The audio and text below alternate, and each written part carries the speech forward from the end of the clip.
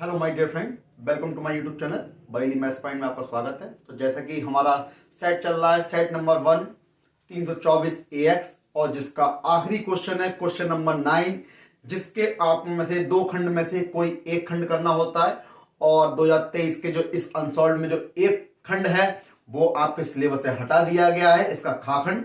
तो इसका का खंड जो दिया गया आपको ग्राफीय विद्युत प्रोग्रामन वाला, तो इस क्वेश्चन को करेंगे, बहुत ही आसान है और ये 8 नंबर में है। बिल्कुल बहुत आसान क्वेश्चन है। जैसा कि आपके सामने लिखा हुआ है कि निम्नलिखित में से किसी एक खंड को हल कीजिए, यानी आपको दो खंड दिए गए हैं, उसमें से एक खंड करना है और सेकंड वाला पार्ट आपके सिलेबस से हटा दिया गया है, प्रारंभिक रूपांतरण विधि द्वारा आप भी होगा।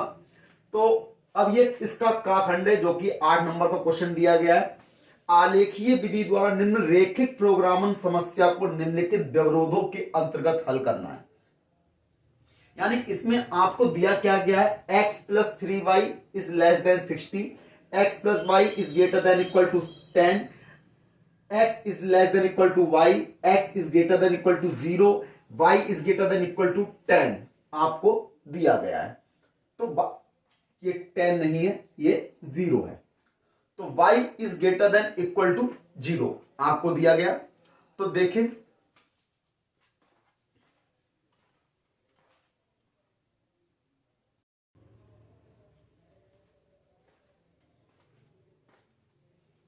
तो x is greater than equal to 0 है और y is greater than equal to 0।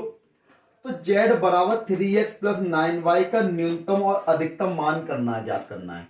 यानी z बराबर आपको दिया 3x प्लस 9y का न्यूनतम और अधिकतम मान ज्ञात करना है। तो देखो, ग्राफी विधि है, 8 नंबर क्वेश्चन है, बहुत आसान है, कोई टफ क्वेश्चन नहीं है, इसलिए इसको बहुत आसान तरीके से करेंगे। समझ लीजिए एक बार में, क्योंकि 8 नंबर का क्वेश्चन है, लॉन्ग क्वेश्चन है और बहुत बढ़िया है। तो इसको शुरू करने से पहले मेरे चैनल पर जो भी नया हो सब्सक्राइब जरूर करें, बेल आइकन दबाना ना भूलें और अपने सभी फ्रेंडों को शेयर करना ना भूलें, है ना। तो अब बढ़ते हैं क्वेश्चन की तरफ। तो सबसे पहले हम क्या करते हैं, सॉल्यूशन में लिखते हैं। तो सॉल्यूशन में लिखेंगे, सबसे पहले जो आपको असमीकाएं दे रखी है क्वेश्चन में उनको नोट करेंगे। जो ये असमीकाएं आपको दे रखी हैं, सबसे पहले हमने क्या करा, x plus 3y is less than equal to 60, equation number 1 लिख दिया इसे हमने। फिर x plus y is greater than equal to 10, समीकरण नंबर 2 डाल दिया, ऐसा समीकरण नंबर 2 हो गया। फिर x is less than equal to y, असमीकरण नंबर 3 हो गई। फिर x is greater than equal to 0, असमीकरण नंबर 4। फिर क्या है, y, फिर आपको दिया है y is greater than equal to 0, असमीकरण नंबर 5 हो गई। अब क्या करेंगे, प्राप्त असमीकरणों के समीकरण के रूप में रूपांतरित कर दो या परिवर्तित कर दो। तो लिखेंगे प्राप्त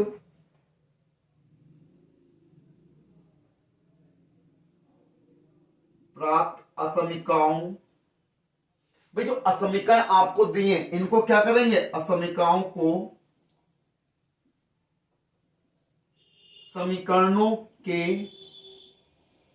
रूप में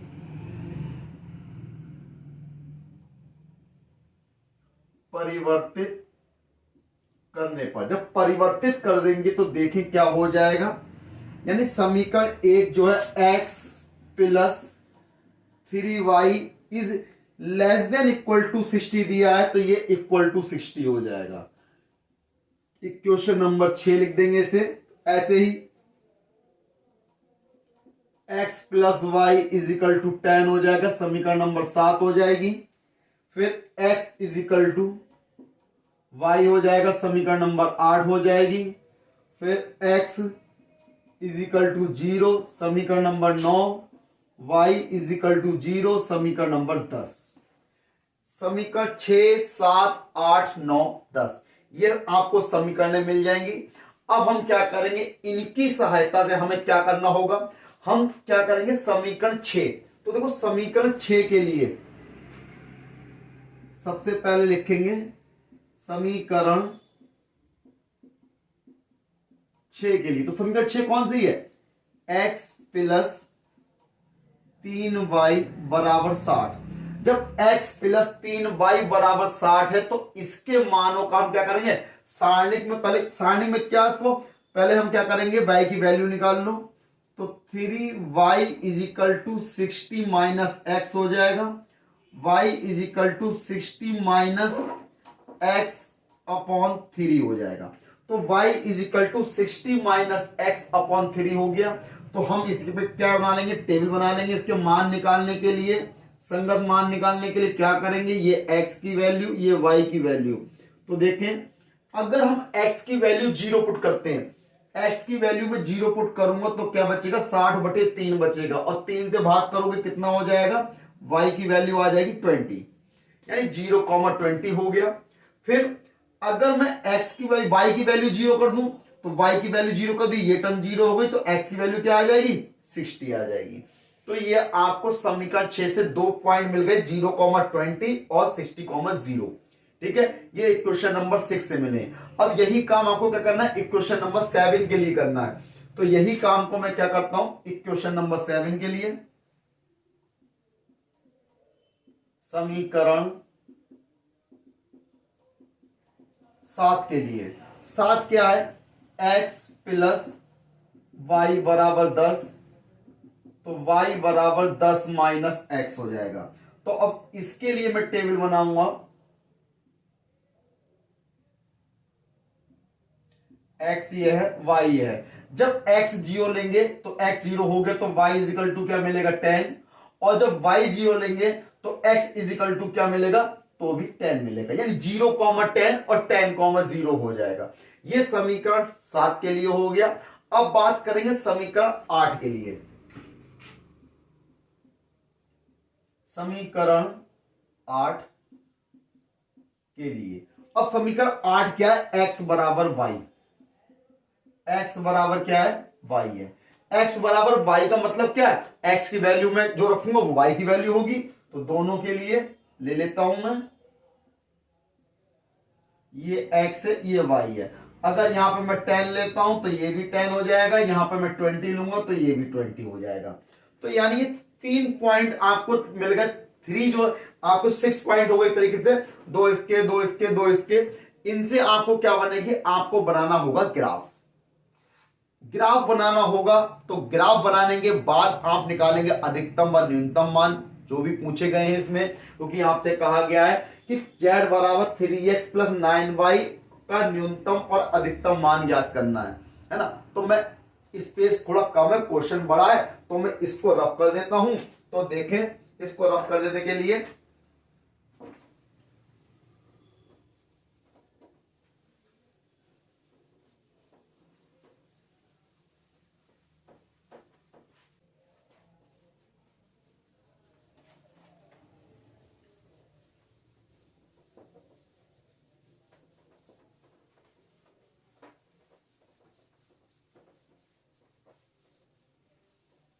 देखें, सबसे पहले क्या करेंगे, हम इसके लिए बना लेंगे ग्राफ, क्योंकि हमारे पास पॉइंट है। तो पहले ग्राफ बनाएंगे। ग्राफ बना के कौन सी आकृति बन रही है देखते हैं। सबसे पहले हमने बना लिया ग्राफ,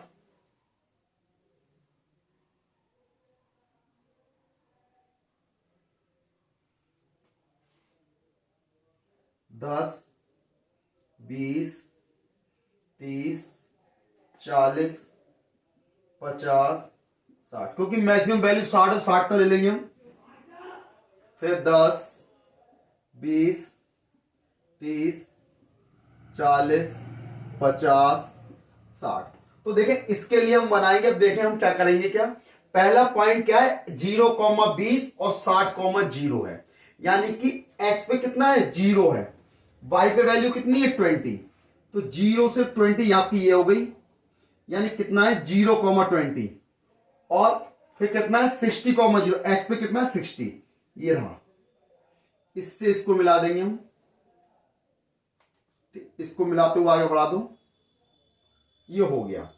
फिर ये बात हो गई, इसके लिए समीकरण नंबर 6 के लिए हो गई। तो समीकरण नंबर 6 के लिए हो गई। अब समीकरण 7 के लिए 0,10, 10,0। तो देखें, 0,10 और 10,0 दोनों पॉइंट ये रहे, इसको मिला देंगे, और इसको आगे बढ़ा देंगे इस प्रकार से। ठीक, अब ये समीकरण 7 के लिए हो गया। समीकरण 8 के लिए 10, 10, 20, 20, ये कहां से जाएगा, इस जगह से जाएगा, मिड पॉइंट से इसके,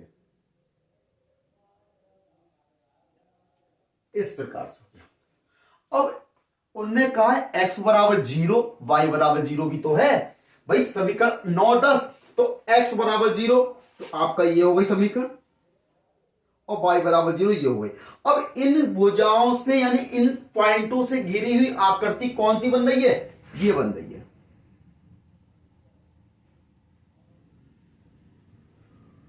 ठीक, इसको नाम क्या दे देंगे, ये a हो गया, ये b हो गया, ये c हो गया, ये d हो गया। ठीक, ये तो होंगे सब कोणीय बिंदु। अब ये कोणीय बिंदु तो हमें ज्ञात करने होंगे भाई। कहने का मतलब ये है a b c d, जो ये चतुर्भुज बन रहा है एक तरीके से, जो चतुर्भुज बन रहा है, तो हमें क्या करना होगा, इसका a पॉइंट नहीं पता, निकालना होगा, b पॉइंट नहीं पता, निकालना होगा, c और d पता है। c कितना है 0,20 और d कितना है 0,10, तो c और d पॉइंट तो पता है। तो पहले हमें क्या करना होगा, a और b पॉइंट ज्ञात करने होंगे। तो a और b पॉइंट ज्ञात करने के लिए क्या करेंगे हम भाई, इसको सॉल्व करेंगे। अब देखो, अब ये वाली इक्वेशन, ये देखो a पॉइंट किससे मिल रहा है आपका, 0,10 और 0,10, पॉइंट कौन सा था, ये वाला, समीकरण नंबर 7 से। तो देखो समीकरण 7, तो भाई ये वाली इक्वेशन ये हो गई, और दूसरी इक्वेशन क्या है, ये रही, x इजिकल टू वाई। वो कौन सी इक्वेशन है, 8। तो देखें, क्योंकि जो a पॉइंट है, a पॉइंट आपका देखो, ये वाली लाइन देखो, ये वाली लाइन, ये लाइन, इस पे कौन सा पॉइंट 0,10, 10,0 है, तो ये वाली कौन सी है, समीकरण नंबर 8, 7 हो गई।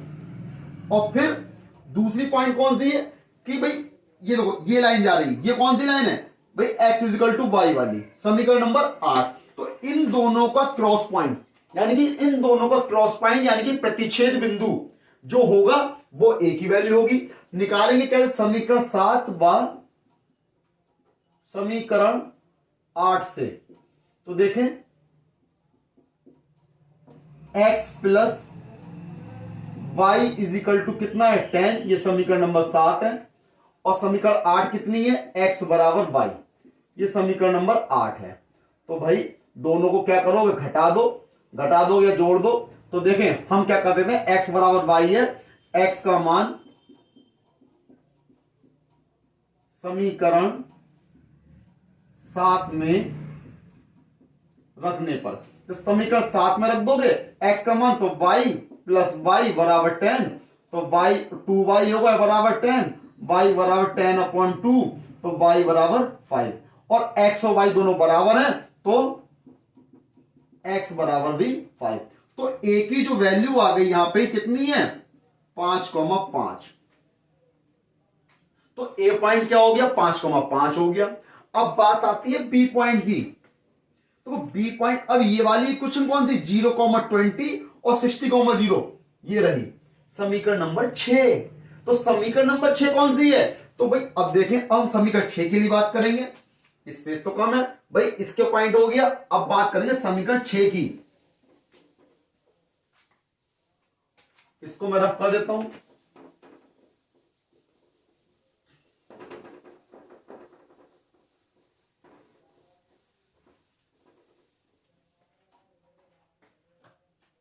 देखें भाई, समीकरण 7 हो गई, समीकरण 8 हो गई,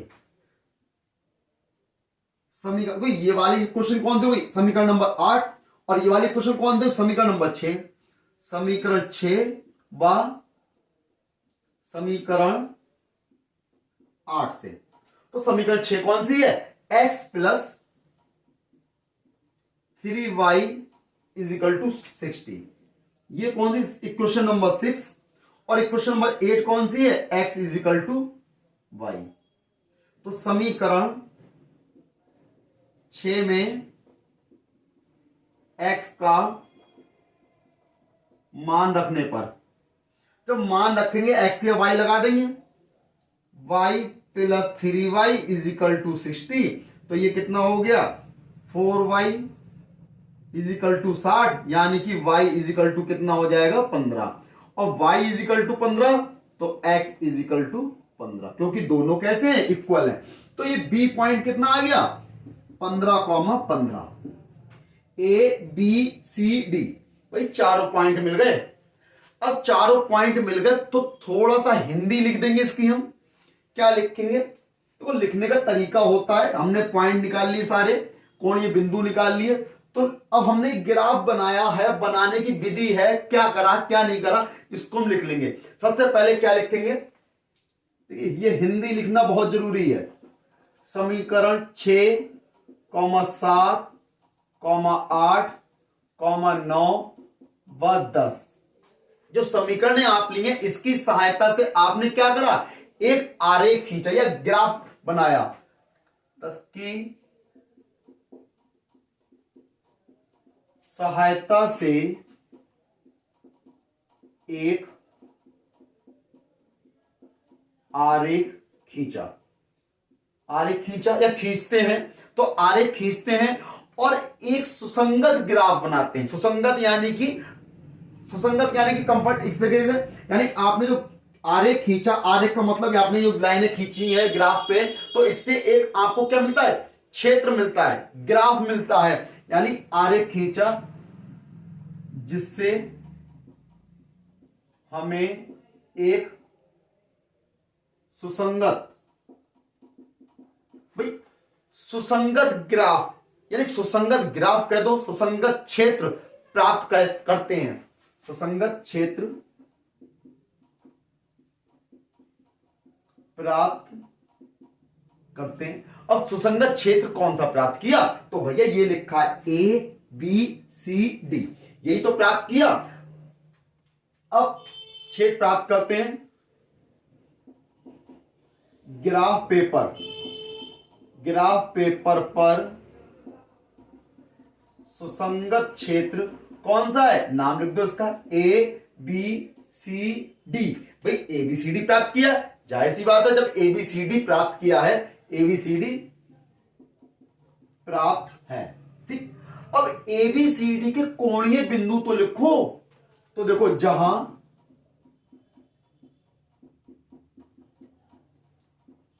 कोणीय बिंदु, भाई ए की वैल्यू कितनी निकालनी है आपने, देखो 5,5, ए 5,5, बी 15,15, सी 0,20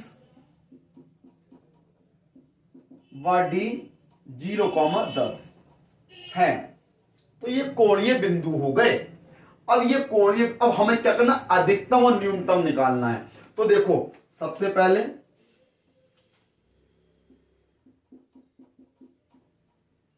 कोणीय बिंदु ए कौन सा है 5,5, बी कौन सा है 15,15, सी कितना है 0,20, डी कितना है 0,10।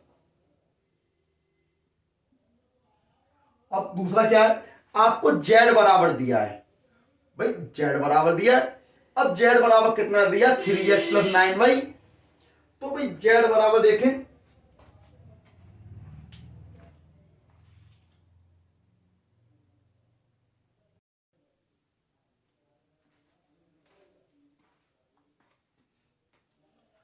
जेड बराबर आपको कितना दिया है 3x + 9y। तो 3x + 9y के संगत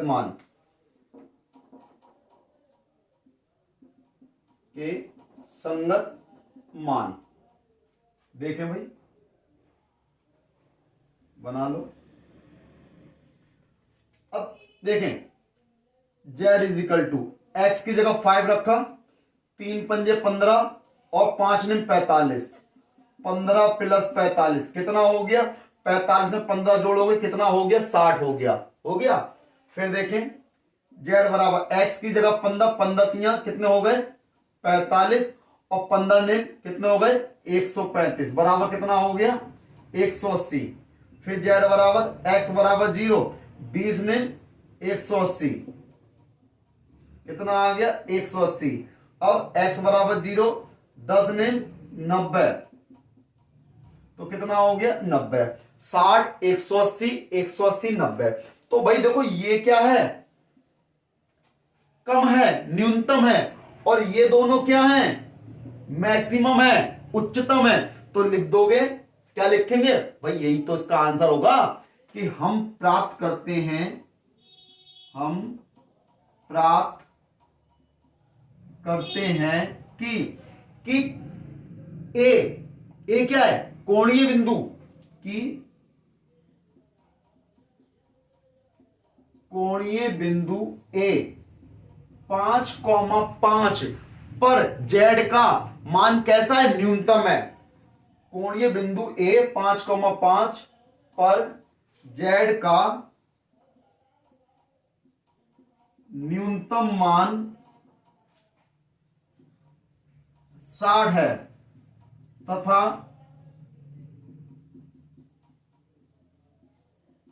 कोणीय बिंदु बी 15,15 व सी 0,20 पर जेड का अधिकतम मान 180 है। तो ये क्या हो गया, इसका फाइनल आंसर हो गया। यानी जो आपको सुसंगत क्षेत्र मिला था ए बी सी डी, तो उसमें न्यूनतम और अधिकतम मान पूछा गया था, तो वो क्या मिला है आपको, यानी 5,5 पर कितना आ गया, 60 है, सबसे कम तो यही है, तो ये न्यूनतम हो गया, और 180 से दोनों ज्यादा हैं, तो ये कैसा हो गया, अधिकतम हो गया, है ना। तो आपको ये निकालना था, लेकिन थोड़ी सी हिंदी लिखनी होगी, बताना पड़ेगा कि समीकरण 6, 7, 8, 9, 10 की सहायता से आपने एक आरेख खींचा, आरेख से खींचने के बाद एक सुसंगत क्षेत्र प्राप्त हुआ, जिसे ग्राफ पेपर में आपने शो करा ए बी सी डी। तो ए के प्रतिच्छेद बिंदु मैंने कैसे निकाले थे, दो रेखाओं के प्रतिच्छेद बिंदु, बी के कैसे निकाले थे मैंने निर्देशांक, वो प्रतिच्छेद बिंदु निकाल दिए 6 और 8 की सहायता से, 7 और 8 की सहायता दोनों बिंदु, और ये सी और डी तो दे ही रखे थे, है ना। तो इनके कोणीय बिंदु निकालने के बाद इनका जेड के सुसंगत मान, संगत मान जो निकाले थे हमने, न्यूनतम और अधिकतम। तो ये क्वेश्चन आपका 8 नंबर का क्वेश्चन है, लॉन्ग क्वेश्चन है, बहुत बढ़िया क्वेश्चन है और आसान है, कोई टेंशन नहीं है, कोई ज्यादा कैलकुलेशन नहीं है, कोई फॉर्मूला नहीं है, तो बहुत आसान तरीके से 8 नंबर आपके पक्के हो जाएंगे। इस क्वेश्चन को कर लो, और इसी टाइप का ऐसा ही क्वेश्चन आपको पेपर में रखा हुआ मिलेगा, 100% गारंटी है इसकी कि इस टाइप का क्वेश्चन आपको रखा हुआ मिलेगा 8 नंबर में आपको। इसलिए इसको ढंग से कर लीजिए, अच्छे ढंग से, ताकि आपके 8 नंबर पक्के हो जाए। ये क्वेश्चन आपका कंप्लीट हो गया, और ये सेट नंबर 1 कंप्लीट हो जाता है। अगली वीडियो में मिलेंगे अगले नए सेट नंबर 2 324 AY के साथ में। तब तक मेरे चैनल को सब्सक्राइब करना ना भूलें, लाइक करें, शेयर करें, सब्सक्राइब करें।